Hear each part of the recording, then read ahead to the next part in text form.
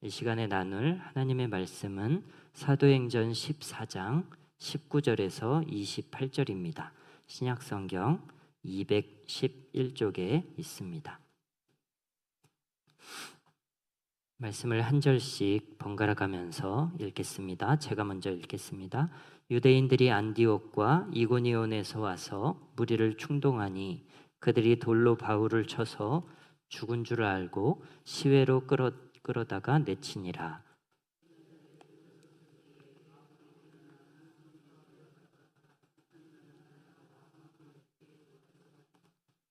복음을 그 성에서 전하여 많은 사람을 제자로 삼고 루스드라와 이고니온과 안디옥으로 돌아가서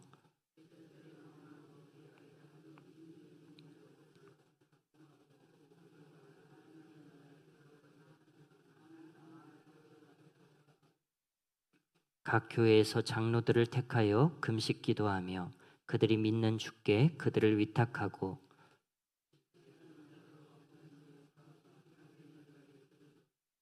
말씀을 버가에서 전하고 아달리아로 내려가서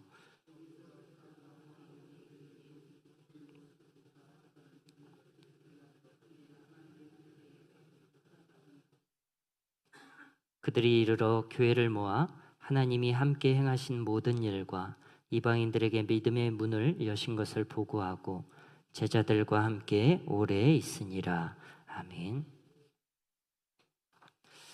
오늘 본문으로 바울의 1차 선교 여행이 마무리가 되는데요. 그 여정을 지도로 보면 다음과 같습니다. 화면을 보시면 한눈에 보기에도 꽤 많은 지역을 다녔다는 것을 알 수 있습니다. 수리아 안디옥에서 출발해서 구브로의 살라미에 도착하고 살라미에서부터 바보까지, 그러니까 살람이라는 곳이 구브로의 이쪽 끝이고 또 바보는 구브로의 저쪽 끝인데 이 한쪽 끝에서 반대편 끝까지 해당 섬 전체를 이제 쭉 전도하면서 다녔던 것이죠. 그리고 지중해를 건너서 밤빌리아의 버가라는 곳에 도착을 합니다. 그리고 그곳에서부터 비시디아 안디옥, 이고니온, 루스드라, 더베를 지나고 이 더베를 반환점으로 삼아서 다시 왔던 길 루스드라, 이고니온, 안디옥, 버가, 아달리아를 지나 출발지인 수리아 안디옥으로 돌아오는 일정이었습니다. 이게 바울의 1차 선교 여행에서 소화한 전도 지역입니다.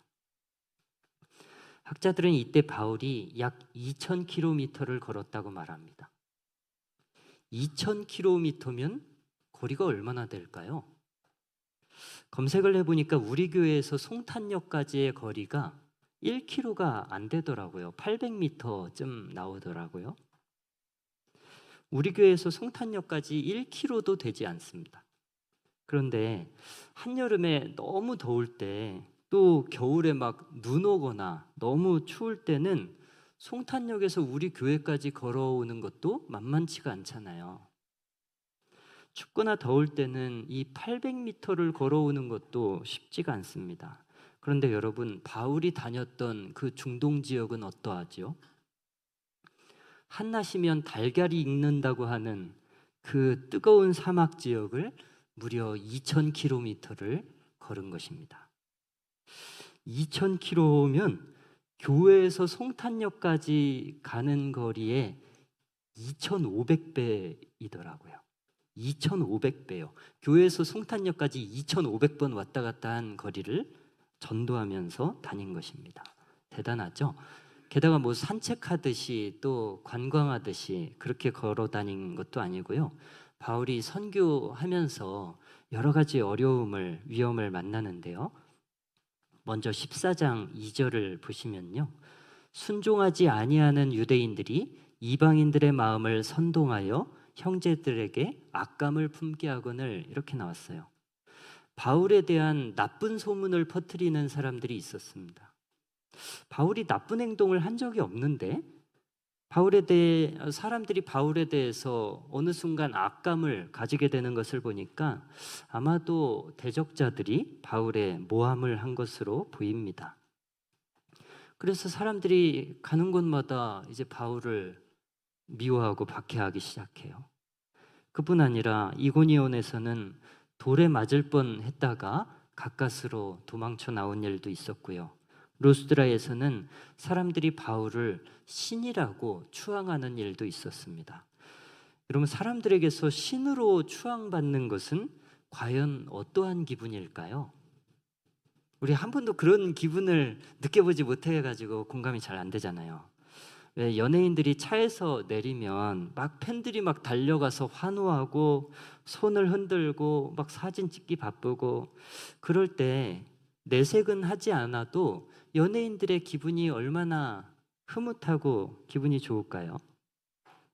또 연말 시상에서 뭐 가요 대상이든 연기 대상이든 대상을 수상을 하면 수많은 사람들의 박수갈채를 받으면서 무대에 오르고 모든 사람 앞에서 이 상 받는 주인공이 되면 이 얼마나 그때의 기분이 근사하고 황홀하겠습니까? 여러분, 이 정도도 대단한 일인데 바울은 무려 사람들에게서 신으로 추앙을 받았다는 거예요. 이것은 앞의 사례들과는 비교도 되지 않는 높임입니다. 저는 이것이 돌에 맞는 건 못지않게 크나큰 위기였다고 생각을 합니다.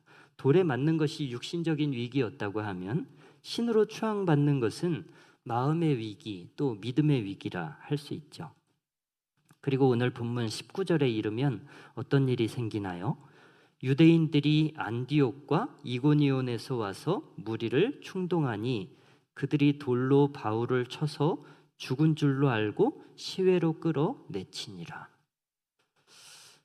바울이 아직 루스드라에 있을 때 안디옥과 이고니온에서부터 유대인들이 막 쫓아와요. 그래서 사람들을 선동해서 바울을 돌로 치자고 한 거예요. 여러분, 현재 바울이 있는 이곳 루스드라에 바울을 죽이기 위해서 이고니온과 안디옥에서부터 사람들이 찾아오는데요. 이게 뭐 거리가 가까운 곳이 아닙니다. 그냥 뭐 근처 옆 동네에서 온 사람들이 아니고요. 이고니온은 바울이 있는 곳에서 50km 떨어져 있는 곳이고 안디옥은 200km 떨어져 있는 곳이에요. 그러니까 지금 바울을 죽이기 위해서 50km를 달려온 사람도 있고 200km를 쫓아온 사람도 있다 하는 것이죠. 무섭습니다. 이 사람들의 그 악에 대한 열심이 그리고 집념이 상당히 무섭습니다. 원래 루스드라 사람들은 바울에 대해서 굉장히 호의적이었어요. 바울과 바나바가 안진뱅이를 일으켰기 때문에 바울에 대한 어떤 경외심을 가지고 있었어요. 신으로 추앙할 정도로. 근데 바울을 죽이기 위해서 쫓아온 유대인들의 선동을 받더니 이제는 바울에게 돌을 던지는 자들로 변화되죠. 이와 비슷한 사례가 복음서에도 나와 있어요. 예수님 때에도 예수님이 예루살렘에 입성하실 때 사람들이 막 종려나무 가지 흔들고 막 길에다가 겉옷 펴고 이러면서 호산나 다윗의 자손이여 우리를 구원하소서 막 이렇게 막 찬송하다가 이제 제사장들이 선동하잖아요. 그러니까 그를 십자가에 못 박으소서, 그를 십자가에 못 박으소서 하고 돌변하지 않습니까? 그만큼 선동의 힘이 무섭다는 이야기를 하고 있는 중입니다.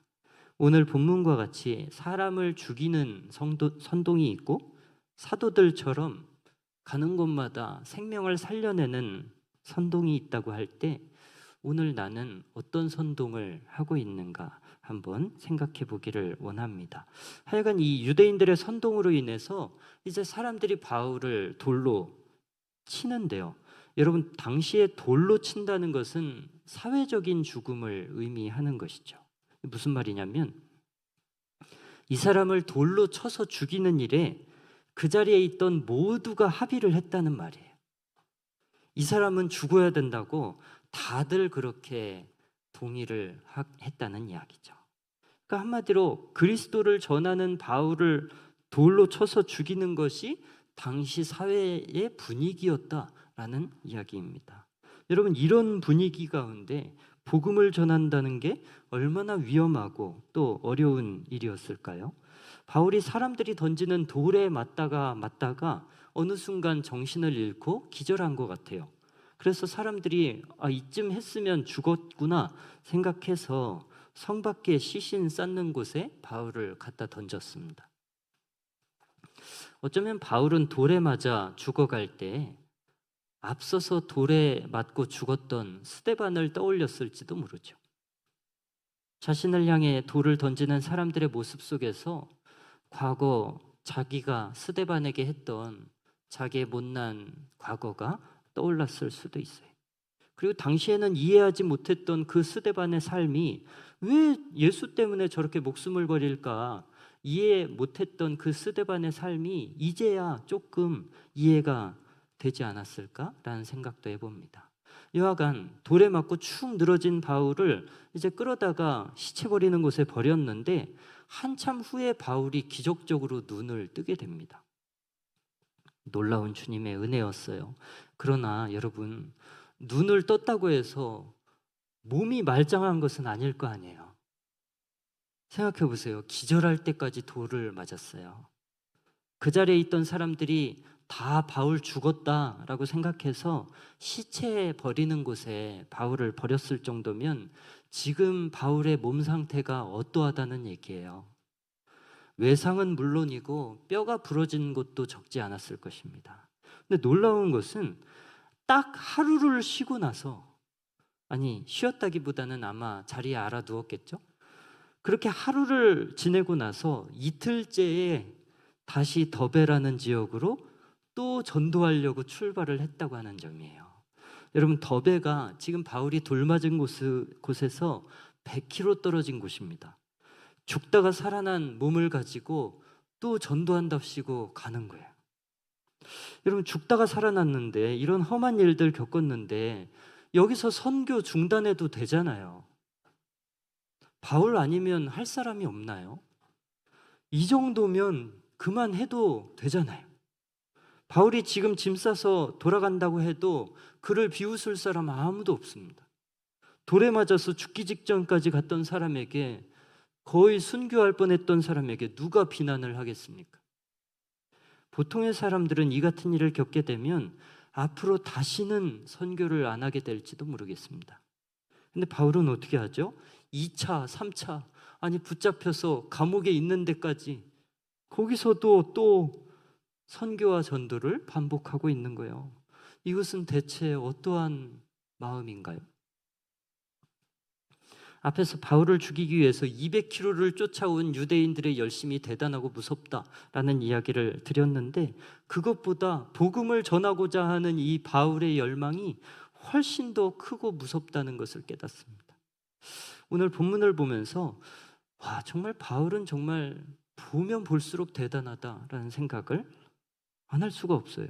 돌에 맞고도 툭툭 털고 일어나서 다시 아무 일 없었다는 듯이 또 복음 전하는 일을 시작합니다. 이 장면을 보면서 너무 부러워요. 나도 이렇게 영적인 맷집이 있으면 얼마나 좋을까, 이런 생각을 해봐요. 돌에 맞고 무너져서 손을 떼는 사람이 아니라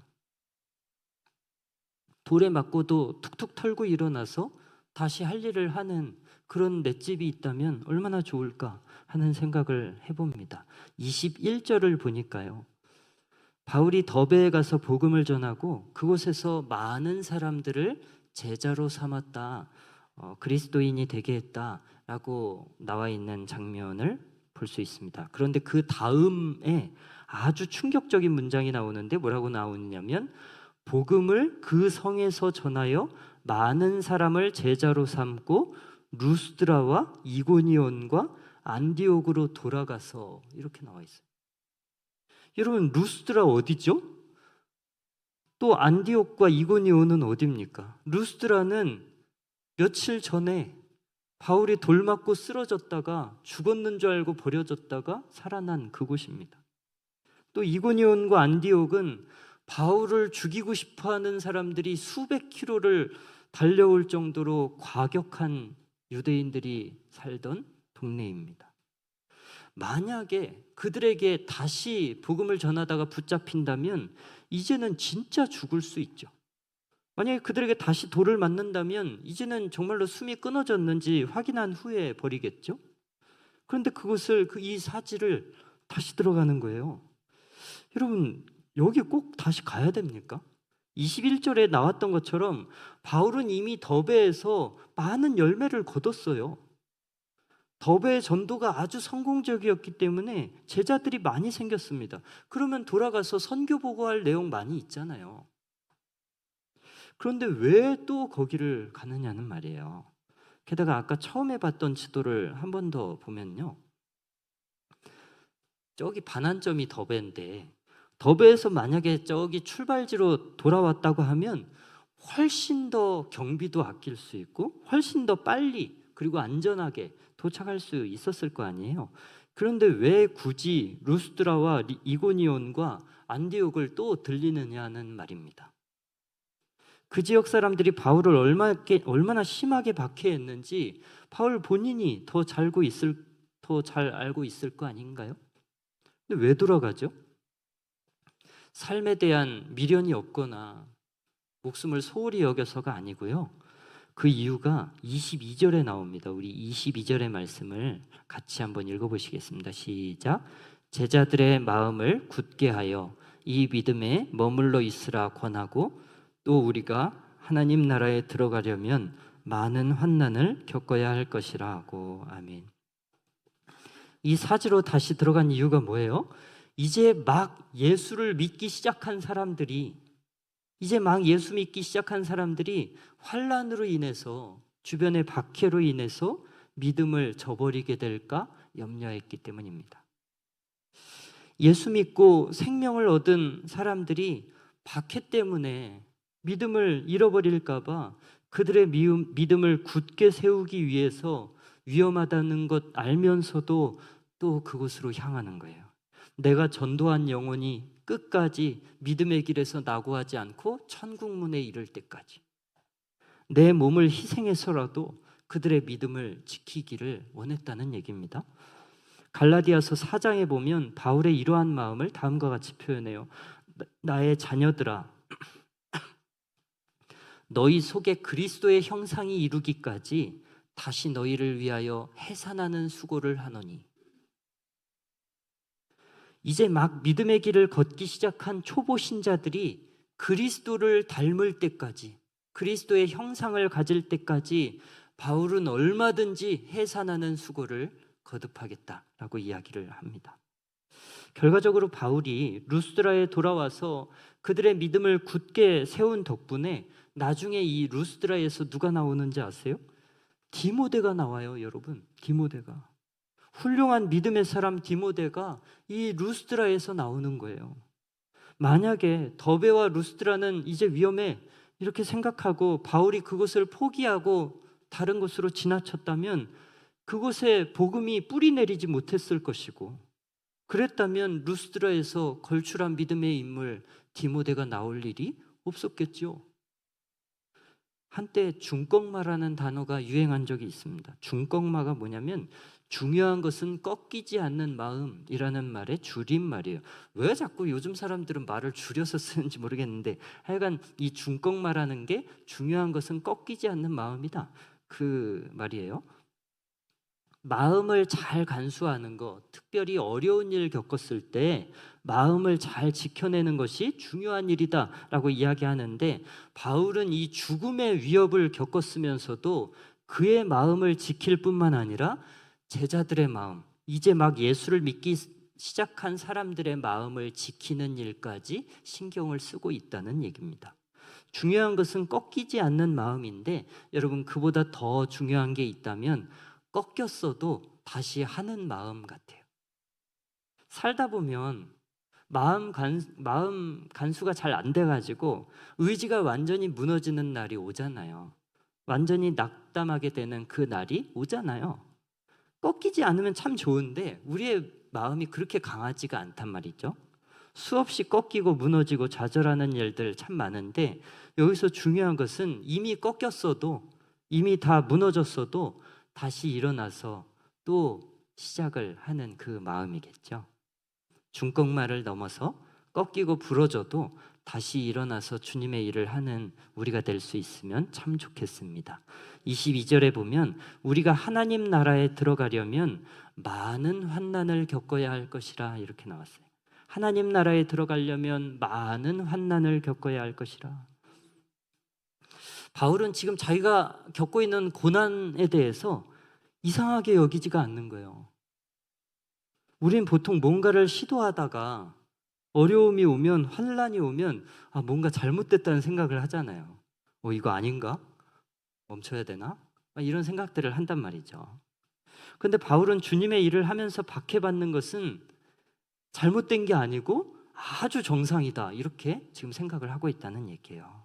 사도행전 9장 16절에 보니까요, 바울은 처음 부르심을 받을 때부터 그가 앞으로 많은 고초를 겪게 된다는 것을 예언을 통해서 들은 바 있습니다. 그가 내 이름을 위하여 얼마나 고난을 받아야 할 것을 내가 그에게 보이리라. 예수님의 이름으로 인해서 얼마나 많은 고난을 겪게 될지 처음부터 들어서 알고 있고 또 처음부터 각오했던 부분이에요. 바울은 이제 막 믿음을 가지게 된 성도들에게도 같은 말씀으로 당부합니다. 우리가 하나님 나라에 들어가려면 많은 고난을 견뎌야 합니다. 물론 모든 사람들이 바울이 당하는 것과 같은 그런 환난을 당하는 것은 아닙니다. 아마도 그랬다면 아마 여기서 몇 사람이나 버틸 수 있을까요? 훨씬 더 많은 사람들이 믿음의 길에서 낙오했을지도 모르죠. 대부분의 사람들에게는 바울이 겪었던 것과 같은 환난을 허락하시지 않습니다. 그러나 그럼 믿는 자들에게 박해가 전혀 없는가? 아니요. 박해가 전혀 없다고는 말할 수 없죠. 신앙을 위해서 살고자 하면, 믿음으로 살고자 하면 반드시 박해가 따라옵니다. 우리 관련된 성경 구절을 몇 가지를 쭉 이어서 한번 읽어보겠습니다. 디모데후서 3장 12절을 같이 읽어보실게요. 시작. 무릇 그리스도 예수 안에서 경건하게 살고자 하는 자는 박해를 받으리라. 다음 구절도 읽어볼게요. 자녀이면 또한 상속자 곧 하나님의 상속자요 그리스도와 함께한 상속자니 우리가 그와 함께 영광을 받기 위하여 고난도 함께 받아야 할 것이니라. 다음 구절 읽겠습니다. 그리스도를 위하여 너희에게 은혜를 주신 것은 다만 그를 믿을 뿐 아니라 또한 그를 위하여 고난도 받게 하려 하심이니라. 마지막 구절입니다. 의를 위하여 박해를 받는 자는 복이 있나니 천국이 그들의 것임이라. 아멘. 이상의 구절들이 한결같이 이야기하는 것이 무엇이죠? 의를 위해서 살고자 하면, 예수 안에서 경건하게 살고자 하면 박해가 따른다라고 하는 것입니다. 그러니까 이 박해로 인해서 믿음을 저버리거나 믿음의 길에서 떨어지지 마라라고 부탁하고 있는 것이죠. 여러분 다 짐 엘리엇 선교사님에 대해서 한 번쯤은 들어본 적이 있을 것입니다. 좋은 대학에서 공부를 마친 앞길이 창창하고 전도 유망한 29세의 젊은이입니다. 아우카족에게 복음을 전하기 위해서 아마존으로 들어갔다가 예수 이야기를 해보기도 전에 원주민들에게 창을 맞고 그 자리에서 숨졌습니다. 당시 엘리엇에게 권총이 있었다고 그랬어요. 그러나 그는 원주민을 쏴 죽이기보다 차라리 자기가 죽는 것을 선택하죠. 그가 순교하고 나서 그의 부인이었던 엘리자베스가 남편이 죽었던 그곳으로 다시 선교를 떠나요. 남편이 전하지 못한 복음 내가 마저 전하리라 라고 이야기하면서 다시 그곳으로 간 거예요. 다행히 그 부족이 여성들에 대해서는 공격적이지 않았기 때문에 살 수 있었고 그들에게 복음을 전할 수가 있었습니다. 훗날 그곳에 교회가 세워지고 남편을 창으로 찔러서 죽였던 사람이 목사님이 돼서 그 교회를 이끌어갑니다. 우리는 이 부부의 모습을 보면서 와, 목숨보다 더 귀한 게 이 사람들에게는 있구나라는 생각을 하게 돼요. 목숨보다 더 귀한 게 있구나. 죽더라도 꼭 해야 하는 일이 이 사람들에게는 있었구나. 예수를 믿는 일이고 예수를 전하는 일이 이들이 목숨 바쳐서 했던 일입니다. 로마서 14장 8절을 보니까요, 바울이 이렇게 얘기해요.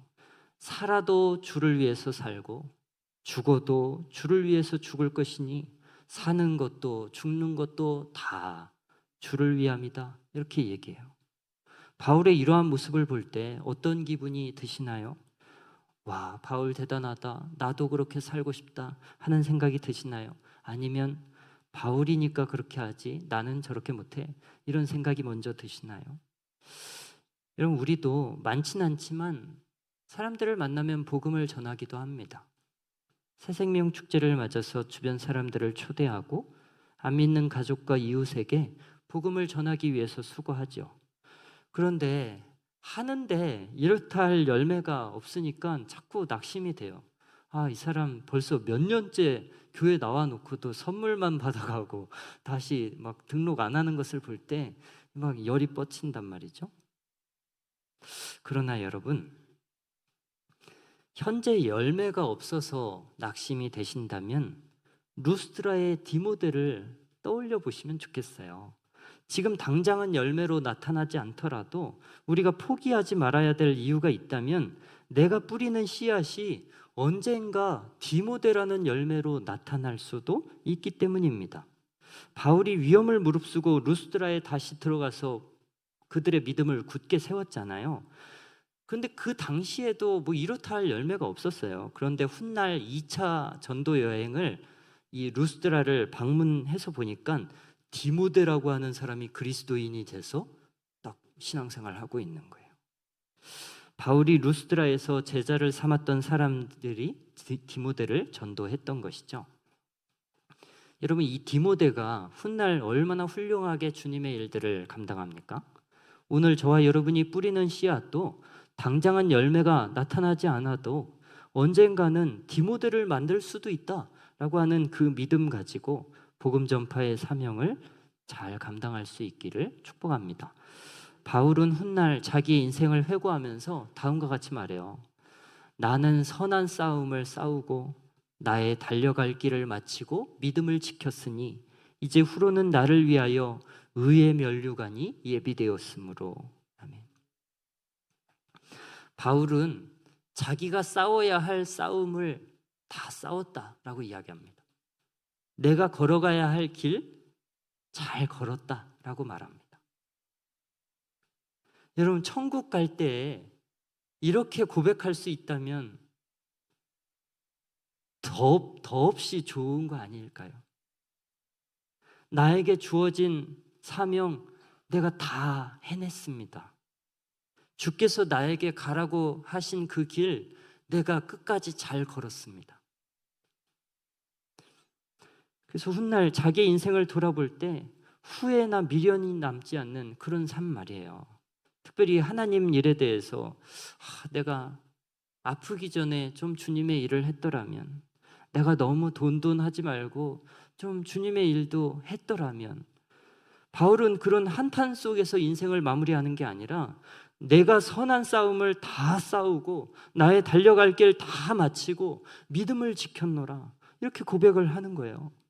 여러분, 이러한 사명의 완수 바울만이 아니라 우리 모두의 고백이 될 수 있기를 주님의 이름으로 축원드립니다. 우리 함께 찬양하고 기도할 때 우리 보내소서 함께 찬양하겠습니다.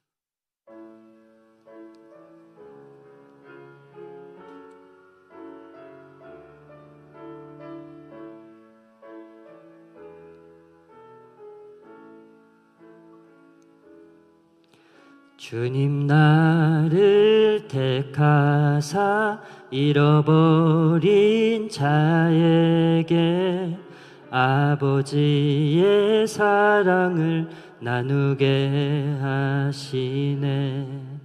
어둠을 밝히며 차가운 마음 녹이는 진리의 빛 전하게 하소서. 보내소서. 시련이 찾아올 때도 주님의 눈물 기억하게 하소서. 보내소서.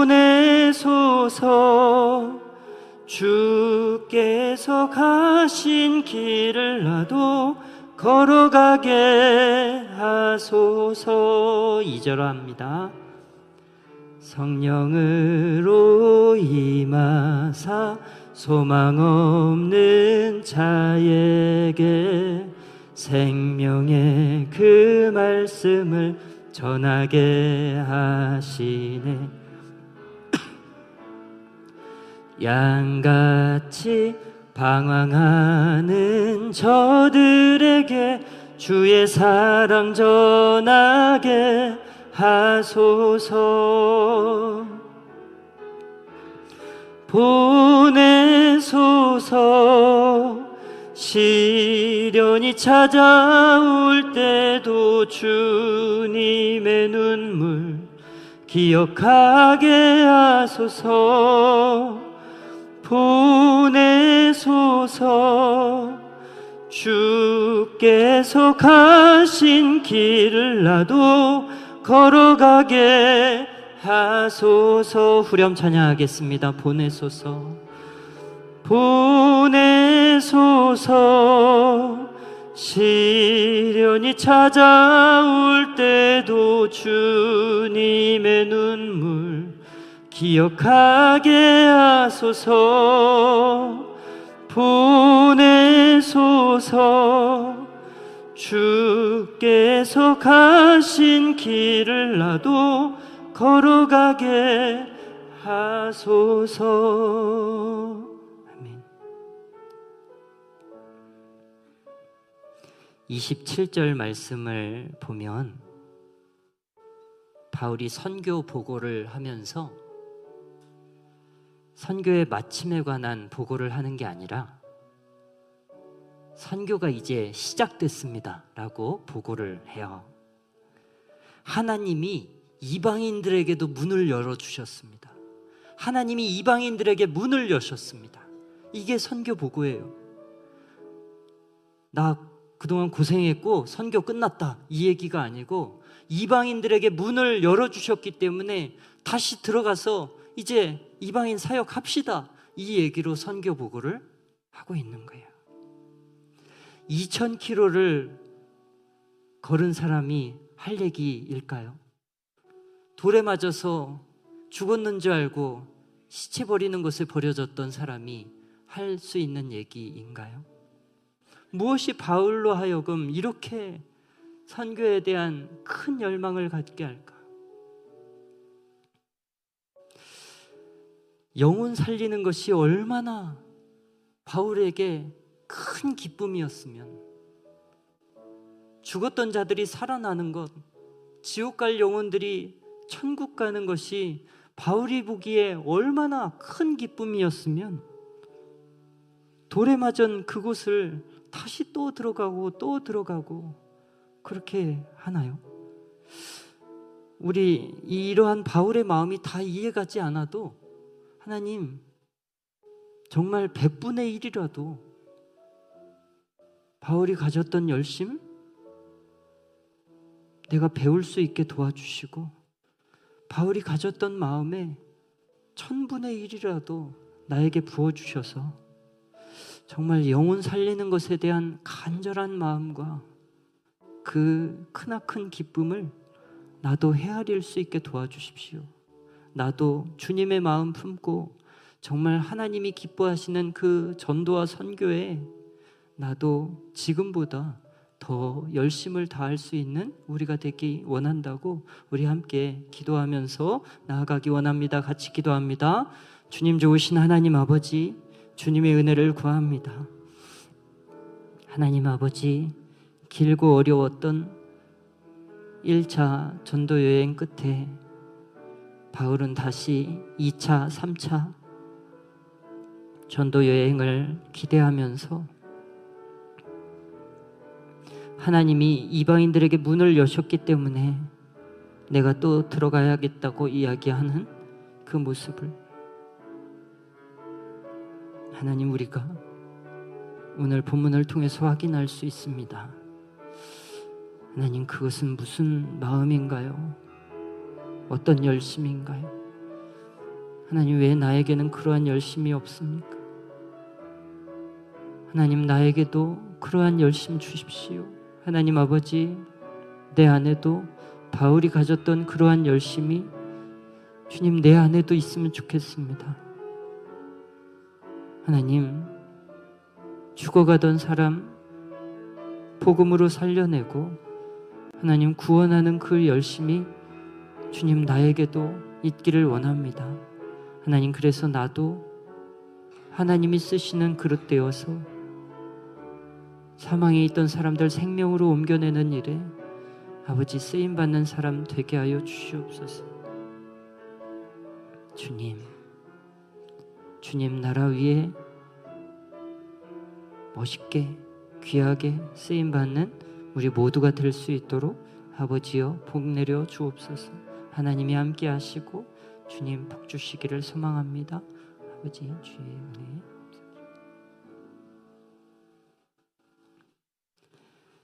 하나님 아버지, 우리도 바울처럼 영적으로 단단해질 수 있으면 좋겠습니다. 돌에 맞고 무너져서 다시 돌아가는 사람이 아니라 돌에 맞아도 툭툭 털고 일어나서 다시 하던 일 계속하는 그러한 맷집이 우리에게도 있으면 참 좋겠습니다. 하나님 아버지, 교회를 하면서 여러 가지 시험들 일 많고 또 마음 상할 일 많은데 하나님, 그러할 때마다 우리의 마음 지켜주셔서 주님 우리가 다시 일어나서 할 일 잘 감당할 수 있도록 주님 새 힘을 부어 주옵소서. 하나님 아버지, 우리도 바울처럼 영혼 살아나는 것에 대한 그 기쁨을 갈망하며 하나님이 가장 기뻐하신다는 그 전도와 선교에 하나님 우리도 손을 보탤 수 있도록 주의 우리의 마음을 주장하여 주시고 우리도 바울처럼 귀한 하나님의 사람으로 사용하여 주시기를 간구드립니다. 하나님 아버지, 오늘 예배에 나오며 바울의 모습을 보고 도전을 받는 모든 성도들에게 주님의 은혜로 함께 하셔서 바울처럼 귀한 전도자로 남은 생에 살아갈 수 있도록 복 내려 주옵소서. 감사하며 예수님의 이름으로 기도 올리옵나이다. 아멘. 하늘에 계신 우리 아버지여, 이름이 거룩히 여김을 받으시오며 나라의 임하옵시며 뜻이 하늘에서 이룬 것 같이 땅에서도 이루어지이다. 오늘날 우리에게 일용할 양식을 주옵시고 우리가 우리에게 죄 지은 자를 사하여 준 것 같이 우리의 죄를 사하여 주옵시고 우리를 시험에 들게 하지 마옵시고 다만 악에서 구하옵소서. 대개 나라와 권세와 영광이 아버지께 영원히 있사옵나이다.